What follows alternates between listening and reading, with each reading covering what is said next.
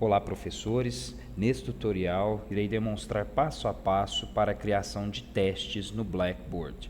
O Blackboard possui vários tipos de teste. Dentre eles, eu vou falar alguns: múltipla escolha, correspondência, escala, resposta curta, e/ou, frase confusa, redação e etc. O formato que o Blackboard oferece, ele é estruturado, ou seja, alguma dessas opções ele faz a autocorreção. O professor aplica as perguntas, o próprio sistema vai corrigir de acordo com os parâmetros informados pelo professor e todo o processo é fechado com a informação da nota automaticamente, ok? Então nós vamos lá, direcionados direto ao Blackboard. Eu já estou conectado aqui à minha conta, certo? Eu vou aqui, para exemplificar, acessar essa disciplina de nivelamento de matemática, que ela não tem nenhum exercício postado, ou seja, está bem próximo ao que vocês estão utilizando nas disciplinas de vocês, certo? No layout padrão, eu vou acessar o menu localizado aqui à esquerda na opção Aulas. Uma vez acessado, aqui eu tenho 3 opções para acessar. Para fazer os testes, eu vou na guia Avaliações e em seguida Teste. Na sequência, ele me traz aqui a opção de criar, o título desse teste, a nomenclatura dele. Notem que aqui, como não tem nenhum teste inserido, eu não tenho nada cadastrado. Com o passar do tempo, com a criação dos testes, todos eles vão ficando armazenados aqui internamente, certo? Para essa disciplina de matemática, no caso do exemplo. Então, nós vamos clicar agora em criar. Iremos definir aqui um nome para esse teste. Eu vou colocar aqui teste nivelamento 1, certo? E aqui, descrição, instrução, fica a critério de vocês inserirem essas informações. Vou clicar em enviar. Na sequência, ele já me traz aqui o menu para escolher o tipo da pergunta, o tipo de teste que eu quero aplicar, certo? Vale lembrar que num mesmo teste eu posso ter vários tipos de perguntas, vários tipos de exercício, ok? Então aqui, a hora que eu coloco o ponteiro do mouse sobre o ícone criar pergunta, ele me traz as várias opções de teste que eu posso escolher. Eu já citei alguns no início e aqui vão outras: resposta do arquivo, valor numérico calculado, verdadeiro ou falso, Então são vários tipos de pergunta. Eu, para exemplificar, vou escolher uma das mais pedidas, uma das mais utilizadas, que é a múltipla escolha. Ok? Certo. Na interface que vai abrir, a gente já está no ambiente de criação da pergunta, das perguntas no caso, e das respostas. O título da pergunta é um título, é o tipo de campo que não é obrigatório, mas eu posso colocar, por exemplo, aqui, módulo A, para exemplificar, para trazer para o aluno que essa pergunta faz parte do primeiro módulo, ok? Texto da pergunta, aqui é a pergunta em si, certo? Vou fazer uma pergunta simples aqui: o que é software? Ou melhor, quanto é 2 mais 2? Ok, uma pergunta simples. Na sequência, ele pergunta aqui qual tipo de numeração de resposta que eu quero. A árabe, a romana, com letras maiúsculas e minúsculas, fica a seu critério. Então eu vou escolher aqui a árabe, na sequência numérica. A orientação das respostas, elas vão ser na vertical ou horizontal? Prefiro na vertical. Permitir crédito parcial. O que é isso? Essa opção ela é útil quando, das diversas possibilidades que o aluno pode marcar na múltipla escolha, eu vou considerar mais de uma. Ou seja, eu vou permitir um crédito parcial para uma ou duas opções que eu considero a pergunta próxima, a resposta próxima ao que eu quero, certo? No meu caso aqui eu não quero, é um número exato, né? E aqui a próxima opção é mostrar respostas por ordem aleatória. É importantíssima essa opção porque evita a cola dos alunos. Então, as perguntas, elas ficam em modo random, elas são aleatoriamente demonstradas na tela. Eu vou marcar. Próximo passo, eu vou definir a quantidade de respostas, a quantidade de opções que o aluno terá. No mínimo 4 opções, certo? Aqui para mim 4 já é o suficiente. Então, no layout aqui abaixo, o que nós temos? A marcação, deixa eu descer a página aqui para poder ficar melhor, a visualização. Então, eu tenho aqui a marcação de correta e a primeira resposta. A marcação de correta e a segunda resposta. Qual é a lógica? Eu marco sempre a opção correta. Mas lembrando que nas configurações, se você selecionar que as respostas ficarão em modo aleatório, eu não preciso ficar mudando aqui essa opção, certo? Eu não preciso necessariamente marcar a resposta 2 correta. Eu posso simplesmente marcar por padrão sempre a primeira resposta e o sistema vai se encarregar de fazer a aleatoriedade das respostas. Então, respondi aqui a primeira, que é 4. Eu vou colocar aqui qualquer resultado nas outras opções, certo? E por último aqui na quarta resposta. Ok. Preenchi as 4 opções de resposta. Já está quase terminando a configuração da primeira pergunta. Então, comentários, aqui é o comentário para respostas corretas, isso fica a cargo também do professor. Respostas incorretas no comentário, eu posso colocar aqui parabéns, errado, atenção, né? Qualquer tipo de comentário. Aqui embaixo nós já temos a categorização e as palavras-chave de cada pergunta. Por que isso é importante? Todo exercício criado, toda atividade, todo teste aplicado, valendo pontos ou não aqui no Blackboard, ele ficará no banco de testes. Isso é importantíssimo para que no futuro você tenha um arcabouço de perguntas, de respostas, de atividades em geral, que você poderá buscar no banco e sempre montar atividades voltadas para os alunos. Certo? Então, como categorizar? Eu, particularmente, gosto de categorizar do limite, né, de cima para baixo, ou seja, a categoria aqui é matemática, né, no caso, nivelamento de matemática, é como se fosse o título da disciplina. Matemática, ok. Tópicos, eu vou colocar aqui matemática básica. Nível de dificuldade fácil e assim sucessivamente. E lembrando que não é obrigatório o preenchimento das palavras-chave, ok? Simplesmente se o professor optar em estruturar as perguntas e o banco de testes, ok? Por fim, nós temos opções aqui de enviar e criar outra, ou seja, eu vou enviar essa de múltipla escolha e posso criar outra. Pode ser qualquer outro dos tipos já apresentados anteriormente, ou eu vou clicar em enviar. Da mesma forma, a tela será a mesma. Por quê?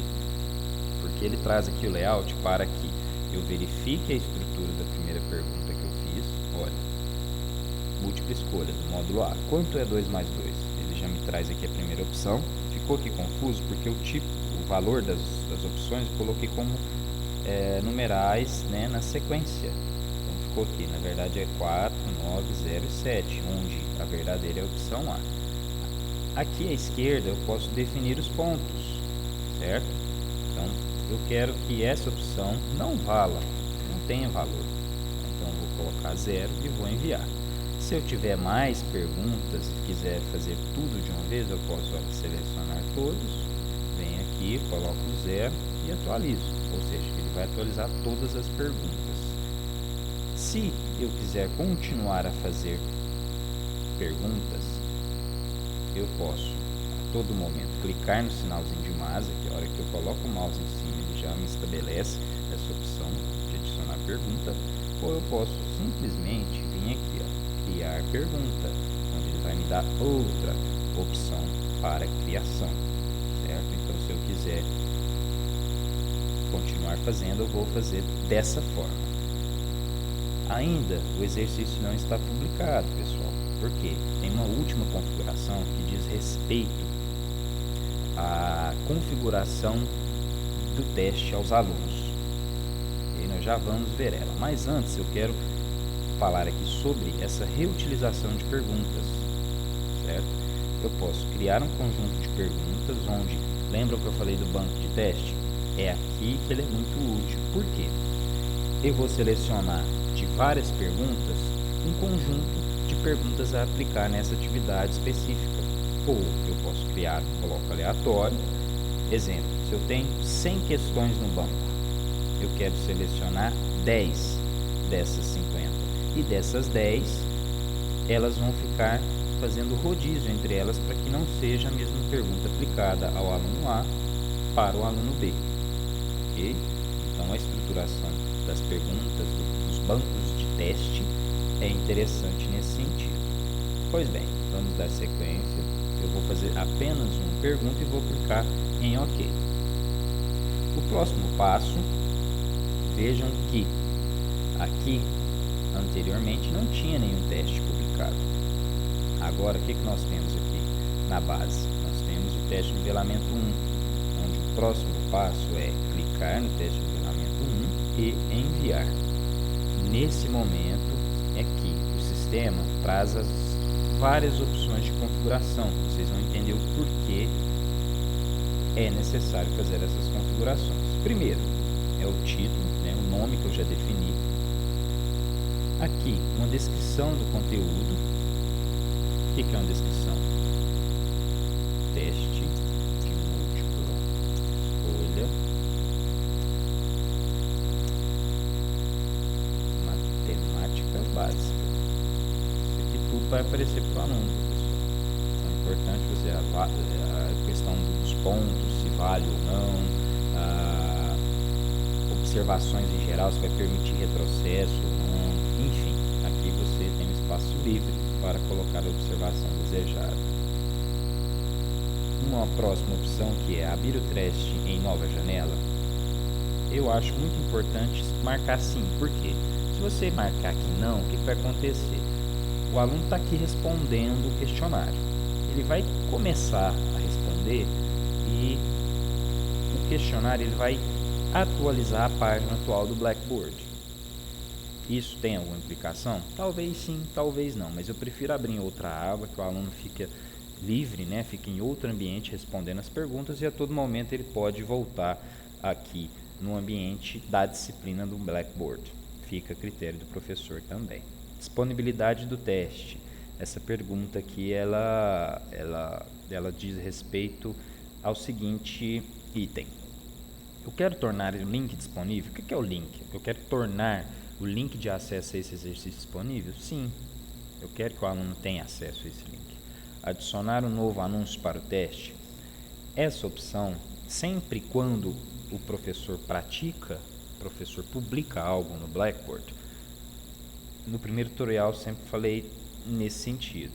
Aqui em cima, na opção onde está o nome do professor, o nome do aluno, sempre vai ter um contador, uma chamada, onde ele registra as atividades postadas. Se eu marcar aqui, ele vai chamar, né, vai chamar a atenção do aluno para esse teste. Falar, olha, aluno, tem um teste publicado. Tá? Então é interessante manter essa opção marcada. Várias tentativas, permitir tentativas ilimitadas ou definir o número de tentativas. Bem, por padrão, se eu não marcar, ele vai permitir apenas uma tentativa. Se eu vim aqui marcar várias, eu posso deixar ilimitado ou limitar as tentativas, certo? Onde eu posso limitar de 1 ou até, né, o número desejado. No caso aqui, eu acho interessante limitar em 2 tentativas, porque o interesse desse conteúdo é fazer o reforço ao aluno. Aqui a pergunta, tentativa de pontuação usando. Como eu defini que são 2 tentativas, como o sistema vai considerar a resposta? É a nota mais alta? É a última tentativa realizada? Então você pode selecionar aqui a opção desejada. Dando sequência, eu tenho a opção de forçar conclusão. O que é isso? Quando o aluno inicia o questionário, essa opção força o aluno a terminar. Não permite que o aluno pare, salve como rascunho, volte depois para responder. Uma vez iniciado, ele precisa finalizar. E aqui, na sequência, configurar o cronômetro. Essa opção limita o tempo de acordo com os minutos mencionados, configurados pelo professor, certo? Eu não vou marcar aqui, porque não é o caso, mas vocês podem limitar o tempo que o aluno vai ter para fazer esse exercício. Na sequência, aqui nós temos a data de publicação e a data de finalização dessa atividade. Se eu marcar essas opções, esse teste vai ter um período de tempo determinado para ficar no ar. Ou seja, hoje, um exemplo, hoje é quarta-feira. Eu quero que esse teste fique no ar de sexta-feira, 6 horas da tarde, até segunda-feira, 11 horas da manhã. É aqui que eu vou fazer essa configuração, certo? E não fiquem com medo, talvez, de você configurar uma data futura e o sistema publicar, enfim, não. Uma vez definida a data, o sistema vai respeitar, naquele dia o sistema vai gerar o aviso aqui ao aluno, e o aluno vai ficar ciente que tem um trabalho para fazer, ok? Se eu não quero prazos, eu deixo tudo desmarcado aqui, para não gerar nenhum conflito de informação. Logo abaixo nós temos a opção de senha, para liberar esse questionário, esse teste, esse exercício, essa atividade para determinados alunos que tiverem a senha. A localização restrita, que é essa opção? Imaginamos que você está num laboratório e que você tem acesso aos IPs das máquinas. Você pode limitar determinados IPs para fazer essa atividade. Esse recurso é avançado. Eu entendo que ele é para atividades bem específicas, né? E se caso o professor queira aplicar dessa maneira, por favor, nos procure aqui no suporte da Exanc para explicar melhor. Certo. Aqui embaixo, nós já estamos finalizando, tá, pessoal? Aqui embaixo, né, as exceções de disponibilidade do teste, por padrão, por default, o Blackboard, assim que você publica um teste, ele libera todos os alunos inseridos na sua disciplina, automaticamente, ok? Então, se caso você quer trabalhar com grupos, ou com usuários individualmente, né, com usuários específicos, é aqui que eu vou ministrar. Como é uma disciplina teste, eu tenho apenas um aluno, e no caso de vocês vão ter dezenas de alunos aqui. Vocês não precisam selecionar todos, repito, já por padrão o sistema entende que todos os alunos vão receber, a não ser que você tenha grupos ou determinação de alunos para fazer essa atividade. Por fim, nós temos a data de vencimento, que nada mais é uma confirmação das datas que nós já passamos lá em cima. E aqui uma outra opção é não permitir os alunos iniciem o teste depois da data, né? Então, se você não quer que os alunos façam atividade, você ainda marca aqui para travar essa opção, certo? Aqui, nessa opções de autoavaliação, o que ele está me dizendo? Toda atividade, conforme eu disse no início do tutorial, ela inclui dentro do centro de notas. O que é o centro de notas? O centro de notas é o local onde ele reúne todas as atividades, valendo ponto ou não, do Blackboard. Então, é um local onde você vai ver quais os alunos estão acessando, quais os alunos estão fazendo as atividades, e lá você terá esse recurso. Essa é a primeira opção, por padrão ela já é marcada para incluir lá. Então, eu entendo que é sempre importante incluir para que você tenha o acompanhamento da aderência das atividades junto aos alunos, certo? Então, aqui nessa penúltima opção, o que eu tenho? Ele está perguntando, quando você quer, professor, que eu disponibilize o resultado desse teste? Eu tenho as opções de quando, assim que ele finaliza o envio. Eu tenho a opção de quando ele finaliza a visualização, é única, ele não vai ter esse recurso de novo. Em data específica, ele respondeu hoje, mas você quer que ele saiba o resultado desse questionário só na próxima semana, no próximo mês, não importa, você vai marcar essa opção. E temos várias opções aqui. Depois da data final de disponibilidade, ou seja, você estipulou um prazo, venceu, aí sim que o aluno vai receber esse resultado. Eu vou deixar padrão, que é depois do envio, né? Então, instantaneamente finalizado o teste, ele vai ter esse resultado, e aqui nós temos todas as respostas corretas e enviadas. Eu quero que eles vejam todas as respostas. Aqui embaixo, nada mais é do que uma confirmação, tá, da opção acima. Então, se você definiu depois do envio, eu não vou escolher nenhuma das opções aqui, certo?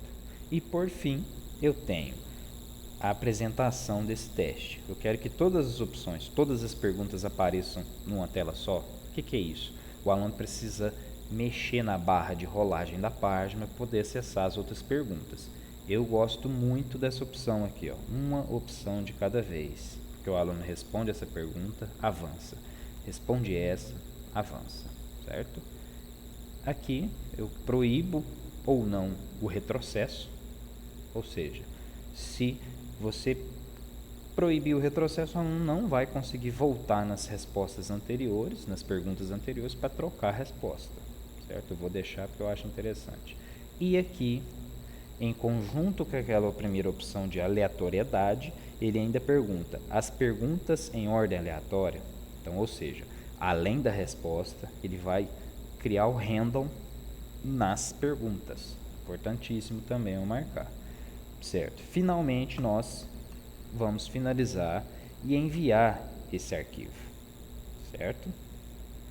Finalizamos aqui o teste e o sistema automaticamente, assim que você envia, ele já vai aqui para a área inicial de aulas, né, onde eu tenho todo o conteúdo da disciplina, ele vai lá para o último, ó, teste nivelamento 1, ok? Então, ó, teste múltipla escolha, matemática básica, ele traz aquela mensagem que a gente configurou. O aluno, por sua vez, ele vai também ter essa visualização, vai clicar no teste, o sistema vai trazer, se tivesse pontos, ele, como eu não atribuí pontos, ele não trouxe nenhuma informação em relação a pontos, e aqui alguns detalhes importantes para que o aluno faça o teste. Então, eu vou lá, olha, o aluno vai clicar em iniciar, o sistema já vai dar a interface para ele, né, responder. Aqui, ó, quanto é 2 mais 2? A primeira opção, segunda opção, terceira opção, quarta opção. Lembram que eu defini que a resposta correta era a primeira? Aqui que ele fez, ó, ele já embaralhou as opções e a última opção. Eu cometi uma pequena falha de definir como numerais aqui, ó, a sequência. Tá? O interessante, então, quando houverem opções numéricas de respostas, vocês configurem para ter letras nas opções. Então, eu vou aqui, como eu defini salvar e enviar. Ainda pergunta que vai enviar, eu clico em OK. Então, essa é a cara do teste para o aluno, certo? Então, como não vale ponto, ele não me trouxe nota. E se tivesse nota, se eu tivesse configurado para o aluno saber a nota no final do questionário, ele me traria agora. Vejam que eu tenho a aba do Blackboard e aqui a aba do exercício. Vou clicar em OK. Fim. O teste foi respondido, nós chegamos no fim do processo. Certo? Bem, professores, esse foi o tutorial para configurar, para criar testes, né? Testes dos mais variados tipos de opções, como nós vimos. E na sequência, no próximo tutorial, eu vou ensinar como fazer exercícios. Ok? Nós vamos demonstrar qual a diferença entre teste e exercício. Espero ter ajudado. Qualquer dúvida, estamos à disposição. Ok? Suporte blackboard.ud@exanc.br. Muito obrigado.